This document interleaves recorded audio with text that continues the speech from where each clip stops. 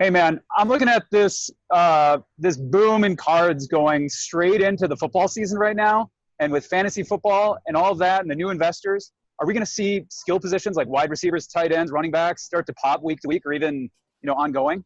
Yep, we sure are. Yeah, So for any of the newbies in here, the thing I was told 3 years ago by some of the OGs that I was coming in, I'm learning. They're like, Gary, the hobby doesn't like anybody in football besides quarterbacks. And I was like, okay. But my biggest thing, Corey, 3 years ago was the hobby is going to get redefined. Because if there's 50,000 people in it now, this is what I was thinking back then, but there's going to be 5 million in it. That 50,000 is a very small percentage. So what rules are going to be redefined? right. And so I think you're going to see an explosion of fantasy and gamblers coming into sports cards this year. And I think receivers, I know Lou, I'm looking at little Lou on here. I know he's gone focused on receivers. Like I'm a big believer that football is next. Vintage football is my focus.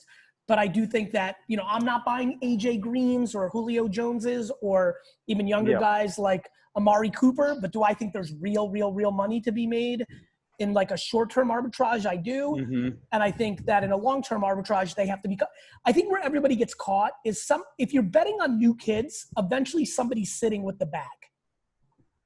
Because to really be worth something, they have to be a top 50 player of all time.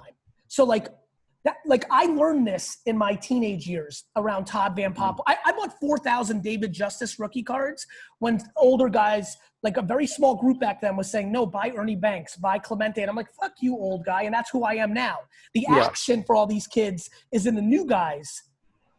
And so Gary, you go into a card shop, I recommend anybody do it. Flip through like early 90s sports cards and early 2000s. You see guys like Clinton Portis, they're totally forgotten. So you're right. You do have to nail the absolute stars. That's right. Think back to all the guys who crushed seven. By the way, look, basketball's at the height, and look at what a Ray Allen or Chris Bosh is doing. Nothing. Yeah. And those are real guys. And if this was happening during the Heat's run, Chris Bosh rookies would be through the roof.